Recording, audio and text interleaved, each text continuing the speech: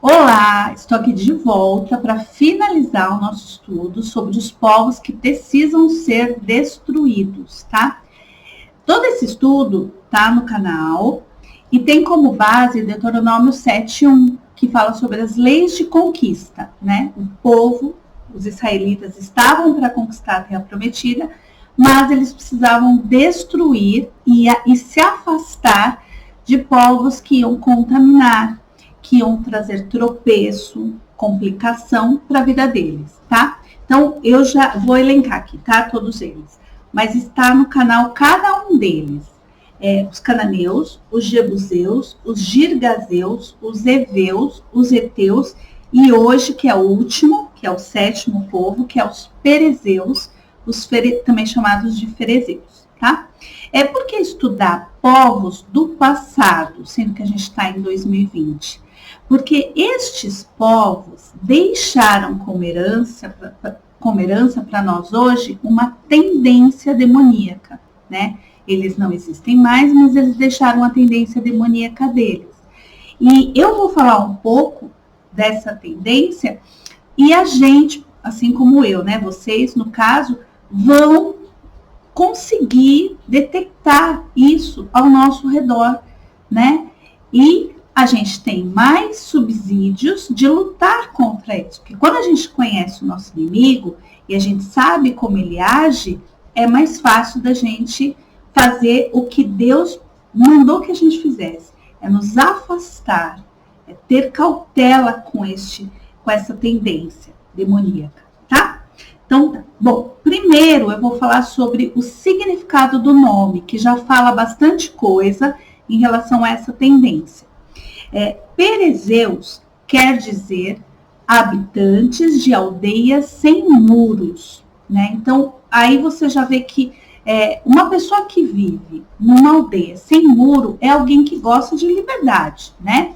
Ela gosta de liberdade, ela não gosta de limite, então aí vai guardando tudo isso, porque montando esse quebra-cabeça que a gente descobre, né, situações que a gente viveu, que a gente está vivendo, em que essa tendência está escondida lá, né? Aí ela passa a não ser mais escondida, ela passa a ficar clara aos nossos olhos. Para falar dessa tendência, desse povo, eu vou falar sobre 4 historinhas da Bíblia, né? Em que esses povos aparecem, que dá para a gente perceber bastante a característica deles. A primeira história está em Gênesis 13:7, que é quando Abraão e Ló conviviam sempre juntos, eles eram família, né? Então eles conviviam sempre juntos e tal. Só que em determinado momento, e é citado isso no versículo 7, que eu vou colocar aqui na legenda, tá? De repente, ou há uma briga, uma confusão, família sempre teve. Eu acredito que Abraão e Ló, eles tinham discussões, né? A gente como família, eu como família, sei que isso é comum, né? Na mais harmoniosa das famílias, às vezes a gente discute, passa por cima, né? Volta a se falar e tá tudo certo. Só que o que aconteceu com Abraão e Ló não foi esse tipo de complicação, esse tipo de intriga, de briga. Foi uma briga que culminou na separação deles, que foi o momento que Ló foi para Sodoma e Gomorra. E Abraão continuou, né, em outras cercanias ali. Então, eu vou ler o versículo 7, tá? Por esse motivo, os homens que zelavam dos animais de Abraão brigavam com os que tomavam conta dos animais de Ló. E nessa época, os cananeus e os ferezeus, que a gente está falando, ainda habitavam essas terras.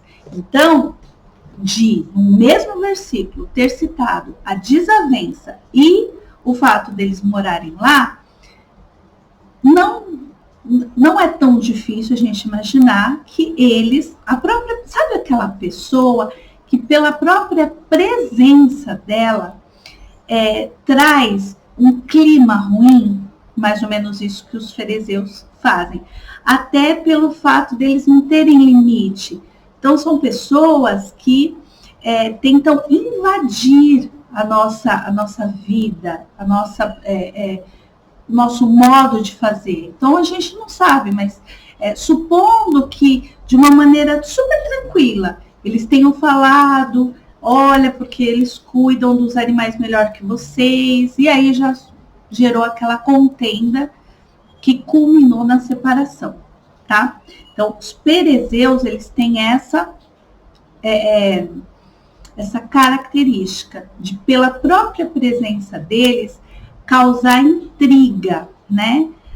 Às vezes, num simples apontamento, né? Às vezes, por exemplo, tem um casal, então eu estou conversando com aquele casal, e se eu não for uma pessoa discreta e eu fosse uma pessoa enxerida, eu já ia falar alguma palavra e eles podiam, às vezes, né? E é isso que a gente percebe, né? A gente percebe que os perezeus se intrometiam, né? Na vida das pessoas, e isso trazia, às vezes, uma contenda que não aconteceria se eles não estivessem. Bom? Então, a outra história que eu vou contar está em Gênesis 34:30, que inclusive já tem, né, no estudo, que foi quando eu falei dos heveus. Então, eu falo essa história bem detalhada. Hoje eu só vou pincelar, porque é só uma parte que os perezeus são citados que eu vou falar. Mas é a história da violência que Diná sofreu, né, por um príncipe heveu. Ele, no final, se apaixona por ela, mesmo tendo cometido esse crime. Depois ele se arrepende, diz que a ama, que quer casar com ela. E ele pede para Jacó unir as famílias. E os irmãos de Diná, em primeiro momento, eles fazem esse acordo, né? Eles falam que está tudo certo. Só que depois eles pedem para que os príncipes heveus e todo aquele povo se circuncidassem para que eles pudessem dar Diná como esposa desse príncipe. E eles aguardam o momento do restabelecimento, né, que eles estão mais vulneráveis no período pós-cirúrgico, que seria que eles estavam lá se restabelecendo, e invadem aquela cidade e conseguem matá-los, todos eles, né? Que foi uma vingança, mas não foi uma vingança que nós poderíamos dizer que foi uma vingança justa, né? Naquela época tinha muitos combates, então o povo, era comum o povo chegar e falar, olha, eu vou entrar em combate com você porque o que você fez com a minha irmã foi errado, não acho certo. Isso era normal. O que não era normal é atacar pelas costas, que foi mais ou menos o que eles fizeram, né? Eles fingiram um acordo, proporam uma condição, que seria a circuncisão, e foram lá no momento de fragilidade. Isso, para os guerreiros, para os combatentes daquela época, era como atirar pelas costas, né? Então, para Jacó, aliás, ficou uma situação muito complicada quando Jacó soube disso. E imagine, perante um homem de Deus que era Jacó, né? Perante Deus ele poderia ter ficado envergonhado, mas não foi o caso. A gente percebe que no capítulo 30 no versículo 30 do capítulo 34, Jacó se preocupa com um povo específico, que eram os perezeus. Ele percebe que isso não era uma coisa normal de acontecer, mesmo em combates. E aí ele fala, meu Deus do céu, agora eles vão vir contra mim. Deus também ia vir contra ele, porque ele agiu de uma forma muito injusta. Mas ele não temeu Deus, ele temeu os perezeus. E é isso que os perezeus, eles também fazem. Eles são tão expansivos, tão espaçosos, que eles acabam adentrando e tomando conta do ambiente de uma forma tão grande que eles exercem influência, porque assim, os perezeus não tinha nada a ver com onde eles moravam, mas sofreram influência em Jacó. E Jacó os temeu, tá? Outro trecho, né, da Bíblia em que eles aparecem é em Josué. Outro trecho da Bíblia em que eles aparecem é em Josué 17, no capítulo 17, do versículo 14 ao 18. Nesse período, estava havendo a partilha da terra prometida. Então, Moisés já tinha falecido, e Josué estava partilhando a terra. Então, ele estava dando, né, as possessões para as 12 tribos. E para a tribo dos filhos de José, ele dá uma porção, né, que ficava lá em determinado território. Só que os filhos de José, eles vão até Josué e reivindicam 2 porções. Eles não querem uma, porque eles dizem que são povos muito numerosos e que não dá para eles ficarem em uma porção só. Mas todo mundo estava ganhando uma porção. E quando eu li isso, eu falei, nossa, né? Eu não seria assim. Eu seria agradecida, obrigada pela uma porção, vai dar tudo certo, a gente vai ser humilde e vai ficar nessa porção. Só que quando eu voltei um pouco na história bíblica, eu cheguei lá quando Jacó falece. Quando Jacó falece, José, quando uma pessoa ia falecer, era tradição que ela desse uma bênção para cada filho, abençoasse cada filho com determinada desejo, com determinado sonho. E para José, Jacó deu 2 porções. Ele deu a porção dobrada para José. Por José não ter passado tempo com ele, ter sido vendido, né, ter sofrido tanto, ele deu 2 porções. E José nunca deixou, né, de ser o José. Ele nunca perdeu a identidade dele. Então, é como se fosse um prêmio. Jacó deu esse prêmio da porção dobrada. E os filhos de José, os descendentes de José, nessa hora de Josué 17:14, estão reivindicando essa porção dobrada. Então, quando eu li, eu falei, opa, era uma promessa. Então, eles não estavam deixando para lá. E muitas vezes é o que às vezes a gente faz, a gente acaba deixando para lá algumas promessas que Deus nos dá. E eles não deixaram, o que fizeram muito bem. Tanto fizeram bem que Josué concordou e disse para eles, verdade, vocês merecem 2 porções. Senão Josué tinha falado o contrário, né? Ele concordou, porque Deus é um Deus que quando você está na presença dele, é um Deus de concordância. Vai começando a dar tudo certo. Só que tinha um detalhe. Essa porção que Josué disse que eles poderiam tomar, porque ele já tinha partilhado toda a terra, estava sobre a influência dos perezeus. Não era dos perezeus.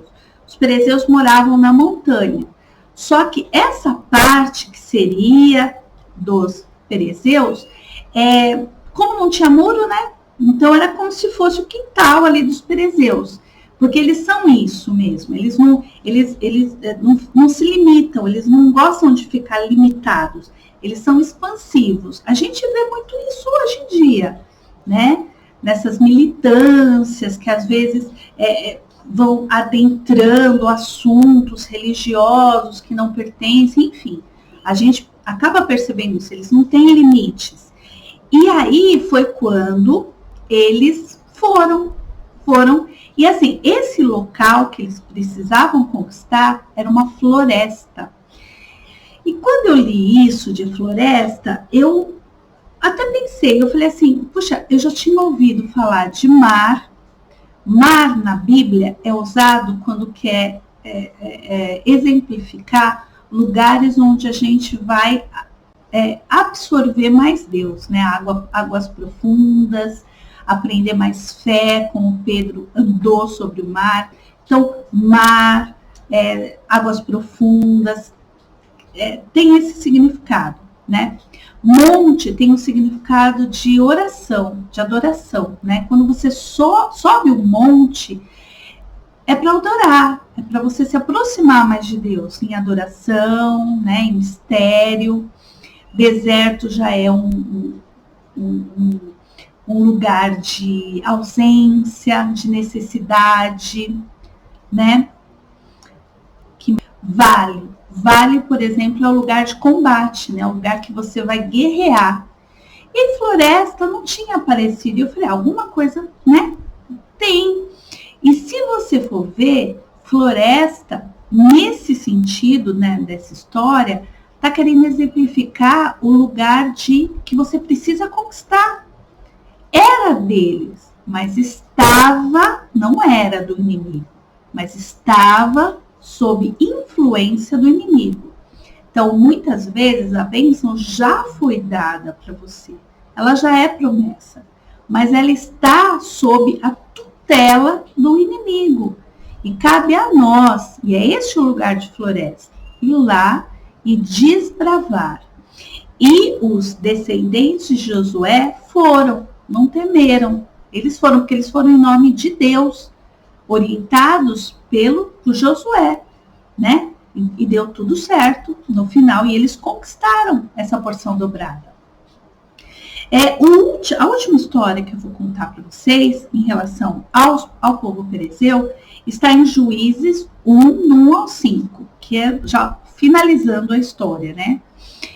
Alguns reis perezeus já tinham sido exterminados, e faltava um, que se chamava Adoni-Bezeque, né? Adoni-Bezeque, ele era um conquistador, ele já tinha conquistado muitos povos lá, que era um povo cruel, né? Eles eram um povo cruel. E quando eles pegavam esses povos que eles conseguiam conquistar, eles pegavam o líder, cortavam o dedão da mão e o dedão do pé, o polegar e o dedão do pé. Deixava eles vivos. E aí eu fiquei pensando, nossa, como eles são bonzinhos, né? Eles deixavam a pessoa viva. Só que quando eu parei para estudar um pouco sobre esse assunto, né? Porque deveria ser uma estratégia. Eles não iam cortar à toa duas partes específicas do corpo de todas as pessoas que eles combatiam, né? E aí eu fui ver, o dedão, ele tem uma função, duas funções importantíssimas. Uma é identificação, né? É com o polegar que a gente é identificado. A outra função é destreza, força. Eu até tentei pegar objetos sem o meu dedão. É muito difícil.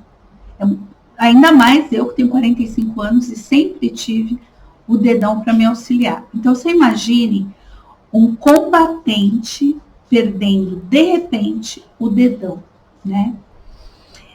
Naquela época, o exército, ele era liderado, né, por este comandante. Então, quando esse comandante perdia o dedão, ele perdia a identidade. Ele estava fragilizado, né, porque o oponente dele havia conseguido tirar alguma coisa dele, né, e deixou ele vivo. Ele vivo para ele continuar humilhado. Outro detalhe, como ele estava debilitado, muitas vezes ele não ia mais para a guerra, porque ele não tinha como nem pegar uma arma, né, sem o dedão. E isso fazia com que os soldados também não iam, ou iam e já estavam desmotivados. Então, a gente percebe como eles eram espertos, os perezeus, porque eles não gastavam força nem tempo destruindo todo o exército, mas eles usavam o único dedão para exterminar e enfraquecer aquele exército, né? Muito espertos eles. E é isso que a gente tem que lutar contra, porque se esse espírito continua hoje, em 2020, agindo no meio de nós, ele vai tentar tirar a nossa identidade e a nossa destreza para fazer a obra do Senhor. A nossa identidade seria a nossa identidade cristã, né? Eu sou Daniela, mas antes de eu ser Daniela, eu preciso ser a Daniela serva do Senhor. Essa é a minha identidade principal hoje. Hoje é essa. E quando o o Perezeu vem e tenta me tirar essa identidade, eu não saio da igreja, eu fico na igreja, mas eu fico sem identidade. E é isso que às vezes ele quer. Ele não quer, não precisa me desviar, ele me tira a identidade só.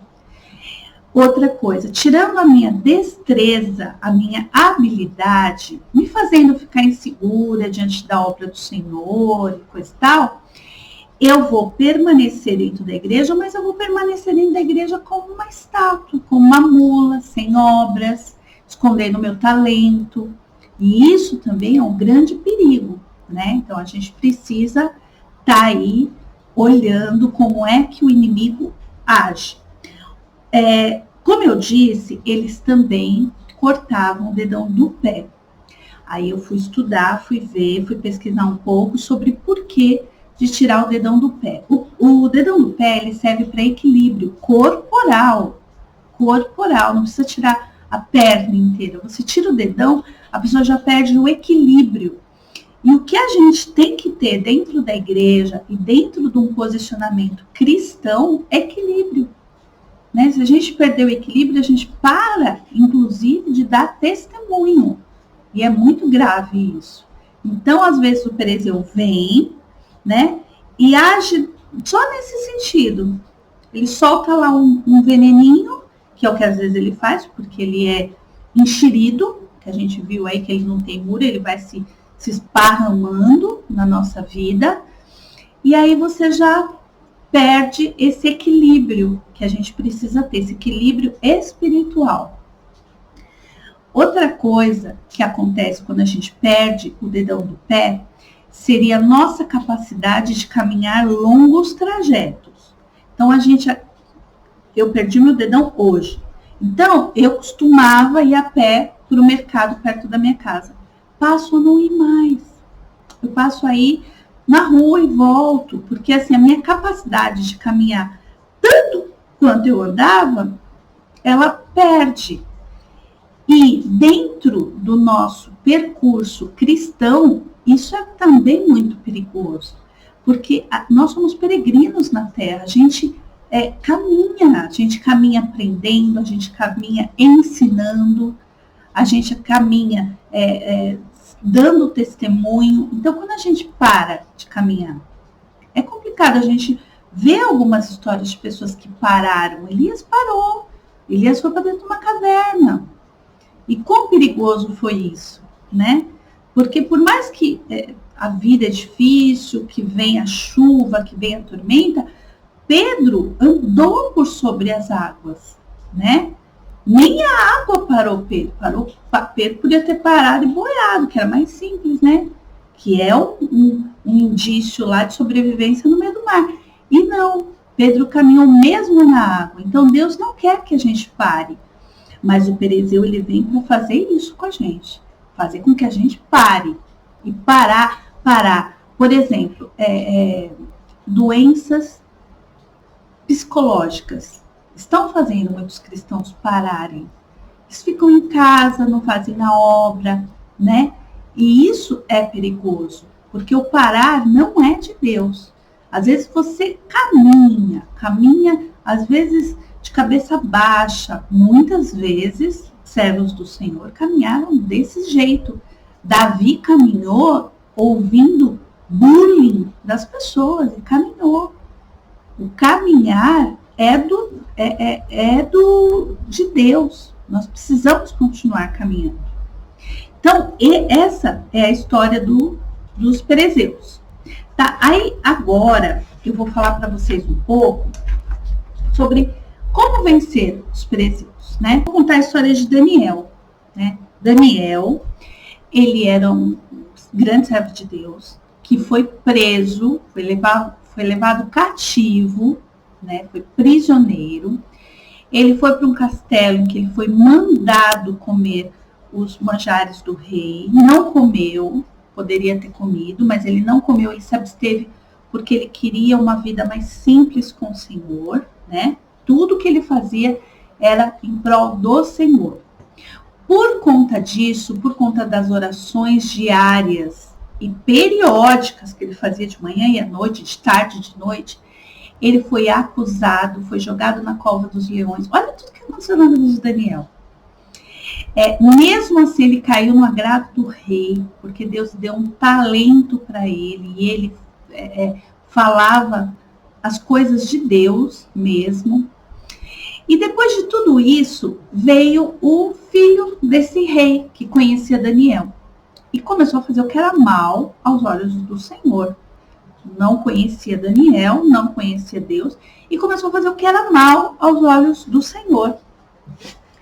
Em determinado momento dessa situação que ele está passando, e no meio de toda essa situação, né, que esse rei está passando, que vem uma mão misteriosa, escreve na parede dele, Mene, Mene, Tekel, Uparzinho. E ele fica apavorado, né? E ele manda chamar todos os adivinhos daquele reino. E ninguém consegue decifrar qual é esse mistério. Até que a mãe dele, que conhecia Daniel, porque o marido dela tinha conhecido Daniel, ela fala para o filho, filho, tem um homem que ele é servo do Deus Altíssimo, chama ele. Ele talvez possa dizer o que está acontecendo. E chama Daniel. E quando Daniel entra lá no lugar, no aposento real, ele foi levado à presença do rei, no capítulo 13, eu vou colocar aqui na legenda, tá? E aí o rei indagou a Daniel, és tu aquele Daniel, porque já ouvia falar de Daniel, um dos cativos de Judá que o rei, meu pai, mandou trazer das terras de Judá? E aí ele vai falar para Daniel, ele vai falar, olha Daniel, aconteceu isso, a mão escreveu na parede, eu quero que você decifre, porque eu vou te dar um colar de ouro, e serás nomeado ao posto de terceiro em importância no meu governo. Só fala isso para mim. E aí Daniel, no versículo 17, diz assim, então disse Daniel, Deus é meu juiz, replicou ao rei Belsassar, Bel proteja o rei, podes guardar os teus presentes para ti mesmo, e dar as tuas recompensas a algum dos teus comensais. Todavia, eu lerei sim para o rei as palavras que foram escritas na parede, e lhes desvendarei todo o significado. Então, quando Daniel, ele não aceita aqueles presentes em troca de dizer o significado, ele mostra que ele é o Daniel. Ele não havia perdido a identidade dele. E olha por tudo que ele passou. Então, nem o sofrimento pode nos tirar a identidade cristã, nem a glória. Às vezes Deus nos dá várias bênçãos também. A Bíblia nos traz, diz que a vida nos traz muitas aflições. E nem as aflições podem nos tirar a identidade cristã, nem as bênçãos. Nada. A identidade precisa ser algo perene na vida do cristão. E é isso que a gente viu com Daniel. Ele teve momentos de aflição na cova, acusações, e ele não perdeu a identidade. E ele teve momentos de glória também, né? Porque o rei, o pai desse Belsassar, era super amigo. Tanto é que quando mandou ele para a cova por conta de um decreto, ele torceu para Daniel sair vivo, porque ele amava Daniel. Era uma glória. E Daniel não mudou. E a gente vê aqui, depois de muito tempo passado, o rei já tinha morrido, Daniel permanece o mesmo, com a mesma identidade que ele tinha. Tá? Só para falar para vocês o que quer dizer, né? E aí Daniel disse exatamente o que queria dizer todas aquelas palavras. Ele disse assim, Deus avaliou e contou os teus dias do teu reinado e decretou o seu fim. Foste pesado na balança e achado em falta. Teu reino já foi dividido e entregue aos medos e persas. Não foi porque o rei adulou ele que ele falou diferente do que ele precisava falar. Ele era um profeta e ele falou exatamente aquilo que Deus mandou ele dizer, tá bom? Então, essa é a história dos perezeus, né? Que nós também aprendamos a cuidar da nossa identidade, do nosso equilíbrio, da nossa destreza na fé, e não permita que esse inimigo venha nos contaminar, fazendo com que a gente caia nesse tipo de tentação, né? Porque tudo isso vai fazer com que a gente desagrade ao Senhor, que a gente perca as bênçãos que Deus tem preparado para nós, tá? Então, esse é o estudo, né, de Deuteronômio 7:1. Espero que vocês tenham gostado, né? E tenha guardado no nosso coração para que a gente lute diariamente contra esses inimigos aí que nos rondam, tá bom? Obrigado, até a próxima semana.